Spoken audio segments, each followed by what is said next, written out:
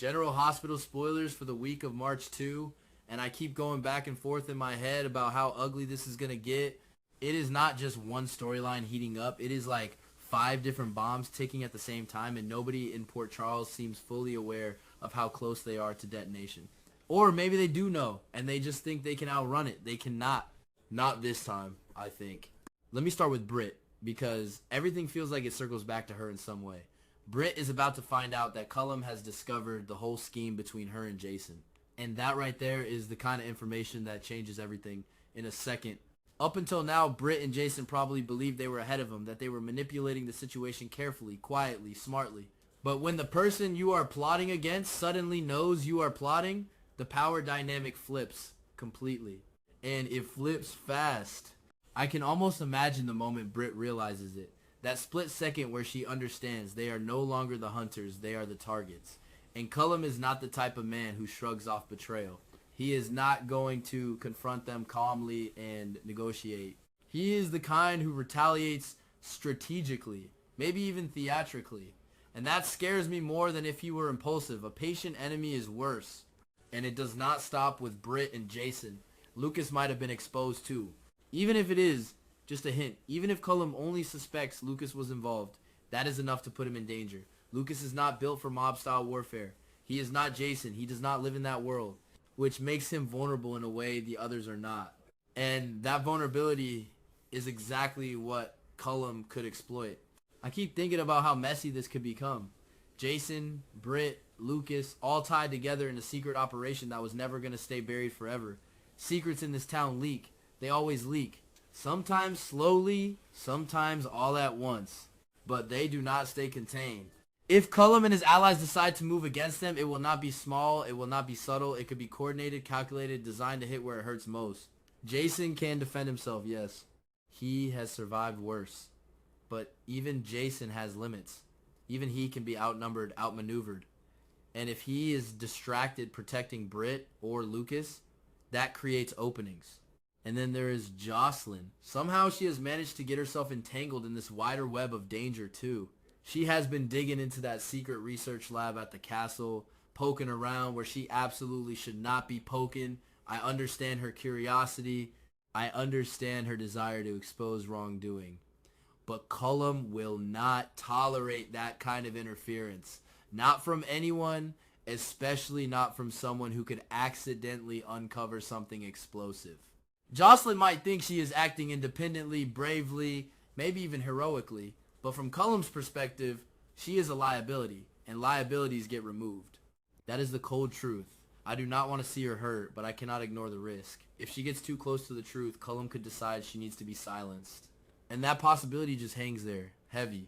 The fact that Jason is already dealing with his own exposure makes it worse. He cannot fully shield Jocelyn while also dealing with Britt's crisis. The pieces are moving too fast. It feels like everyone is stretched thin. Now Willow. I do not even know where to begin with Willow, because her storyline has taken such a dark turn that sometimes I have to pause and remind myself how far she has fallen.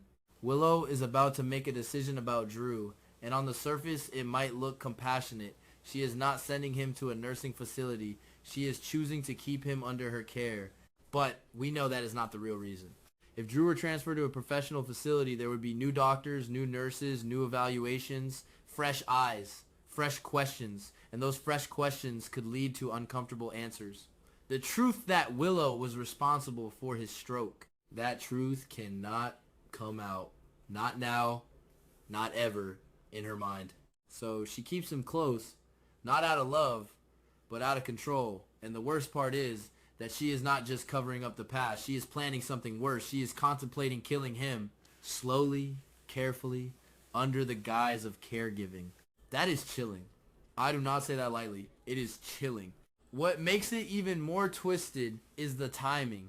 Willow is stepping into a political spotlight. A Senate swearing in, public duties, official appearances. She needs to look composed, compassionate, trustworthy. Meanwhile, she is managing a secret that could destroy her completely. It is like she is living 2 completely separate lives at once. Because she cannot be in 2 places at the same time, she needs someone to watch Drew while she is away. And this is where her paranoia shows. She will not hire a highly skilled nurse. She will likely choose someone with lower credentials, someone less likely to notice inconsistencies, less likely to question odd symptoms. That is not an accident. That is deliberate. And I cannot help but feel uneasy about how methodical she has become. This is not a woman panicking in the moment. This is someone planning, calculating, adjusting variables to minimize risk. That shift from desperation to calculation is what makes her so dangerous now. Meanwhile, Liesl is moving pieces of her own. There is talk that she is setting new plans into motion, possibly targeting Lulu. The connection likely revolves around Nathan, as so many of Liesl's conflicts do. She is fiercely protective, sometimes irrationally so. But here's the complication. Britt is too busy dealing with her own crisis to back her up.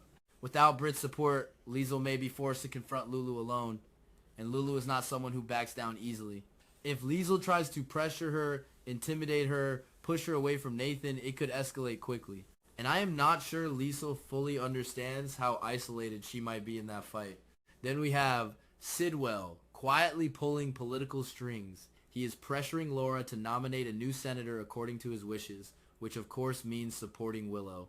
Laura is in a terrible position. She likely sees through the manipulation. She probably knows backing Willow under these circumstances is risky, but Sidwell has leverage. He always does. Laura may not be able to openly defy him, so instead she might attempt to quiet her resistance, feeding information to Sonny, hoping he can intervene somehow, but that plan is dangerous too. There is speculation that Sonny could disrupt the press conference, create chaos, undermine Willow publicly, and I would not put it past him. He has sabotaged events before when he believed it was necessary, but here is the problem. Sidwell is blackmailing Sonny. That changes everything. If Sonny makes a move against Willow at the press conference, Sidwell could retaliate instantly. He could expose whatever leverage he is holding. He could humiliate Sonny publicly, destroy his reputation, maybe even bring legal consequences crashing down. This is not a simple power struggle. It is a high-stakes chess game. I keep picturing that press conference spiraling out of control. Reporters asking pointed questions. Sonny stepping in unexpectedly. Sidwell watching, calm, calculating. Willow standing there, trying to maintain composure while secrets swirl around her. It could be explosive without a single gunshot.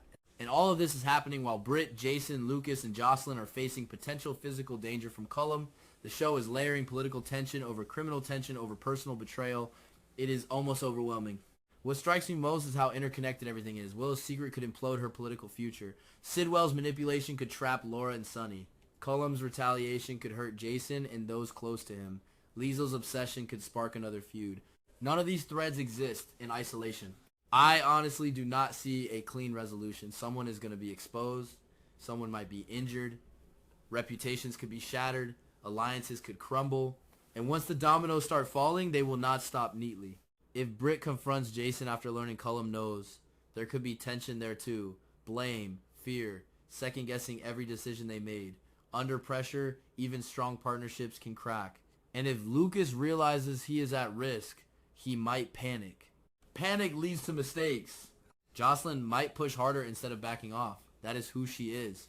And pushing harder could put her directly in Cullum's crosshairs. I do not think he would hesitate if he felt cornered. Willow's attempt to control every variable might backfire. The less competent nurse she hires could make a mistake, draw attention in an unexpected way. Or Drew could show signs of recovery at the worst possible moment. Secrets have a way of slipping through even the tightest grip. Laura's attempt to outmaneuver Sidwell could also fail if Sonny miscalculates. And Sonny, when emotional, does miscalculate. If he forgets for 1 second that he is being blackmailed, he could hand Sidwell the excuse he needs to destroy him. This week beginning March 2 does not feel like a single climax. It feels like the start of a slow, relentless unraveling. Each character is making choices based on fear, pride, ambition, or loyalty. And those choices are colliding. I find myself almost dreading it, but also unable to look away. Because when the truth starts surfacing, when retaliation begins, when carefully built facades crack, that is when General Hospital is at its most intense. And right now, everything is fragile. Britt's safety, Jason's control, Lucas's security, Jocelyn's curiosity, Willow's image, Laura's authority, Sonny's power. One wrong move from any of them, and the fallout could be massive. I do not think everyone will come out of this intact. Some might survive physically but lose something else. Trust, reputation, relationships. And in a town like Port Charles, sometimes that kind of loss is just as devastating.